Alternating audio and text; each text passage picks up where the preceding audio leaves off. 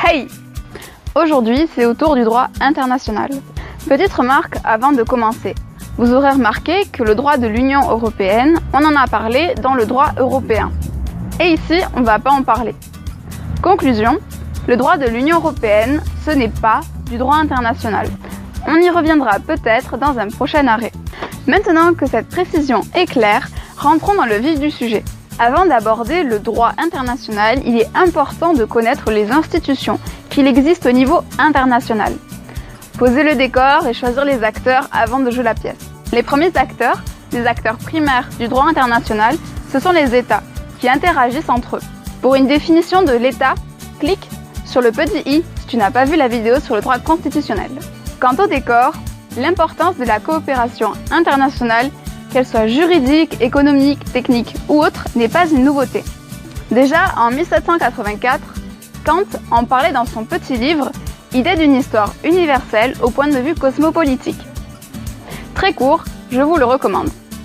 Et on n'a pas attendu de se taper dessus pour créer des organisations internationales de coopération. Les premières organisations internationales portent souvent sur des matières techniques. Par exemple, pour la télégraphie, on crée en 1865 l'Union internationale de la télégraphie, qui se nomme aujourd'hui l'Union internationale des télécommunications. Puis, pour le courrier, on crée l'Union postale en 1874. Plus vieux encore, on a le Comité international de la Croix-Rouge qui a été créé en 1863. Mais de nos jours, et en matière de droit et surtout de sciences politiques, il va falloir s'intéresser à l'Organisation des Nations Unies, qui est un des éléments capitaux du droit international. L'ONU est créée en 1945, à la fin de la Seconde Guerre mondiale, et réunit aujourd'hui 193 États. Elle fonctionne notamment avec une Assemblée générale et un Conseil de sécurité. Au niveau juridique, c'est un environnement où naissent de nombreux textes internationaux, comme la Déclaration universelle des droits de l'homme de 1948, ou encore le Pacte international relatif aux droits économiques, sociaux et culturels de 1966. D'autre part, le Bureau des affaires juridiques du secrétariat de l'ONU enregistre les traités qui lui sont présentés, les rendant accessibles en ligne, ce qui facilite le travail des juristes. Puis sur le dernier mot. En résumé, les États ont besoin de coopérer au niveau international et ils le font parfois en créant des organisations internationales qui peuvent elles aussi créer du droit. On arrive enfin à la première grande facette du droit international, le droit international public. Cette matière essaie de déterminer juridiquement qui ou comment se crée le droit au niveau international et à qui il s'applique, où et comment. Le droit international peut venir de deux sources. La coutume d'abord. C'est quand des personnes agissent d'une certaine manière en pensant respecter une règle. Sauf qu'en fait, cette règle n'existe que dans leur tête. C'est assez particulier, on y reviendra. Ensuite, le droit international se trouve dans les traités. Les traités, ce sont des accords pour fixer des règles entre des sujets de droit international. Les sujets de droit international, comme on l'a vu, ce sont les États et les organisations internationales. Attention, mais seulement s'ils remplissent les conditions pour avoir une personnalité juridique internationale, c'est-à-dire pour exister juridiquement au niveau international. Par exemple, une organisation peut exister au niveau international, mais ne pas avoir la capacité pour créer du droit. De même, un État peut ne pas être reconnu au niveau international. S'il n'est pas reconnu, il n'existe pas pour les autres États, et du coup, il ne peut pas signer de traité avec eux. Puis, une fois que le droit international est créé, il faut le mettre en application. Il faut notamment l'interpréter quand il n'est pas clair, et contrôler que les États l'appliquent comme il faut. En matière d'interprétation, les États peuvent choisir de trancher eux-mêmes ou ils peuvent décider de choisir une solution ensemble de manière harmonisée.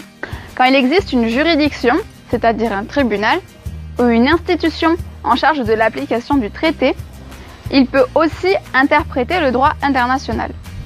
En matière de contrôle, il existe des organes supranationaux.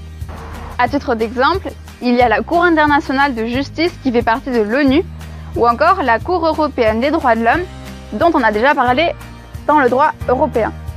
De manière générale, le droit international public régule donc les relations entre les sujets de droit international, États et organisations internationales. Enfin, vient la seconde grande facette du droit international, le droit international privé. Cette fois-ci, on ne va pas s'intéresser aux États ou aux organisations internationales. Cette fois-ci, on va s'intéresser aux gens qui ont une vie internationale. Un exemple très simple. Un Espagnol veut se marier avec un Russe en France. Déjà, ils sont chauds.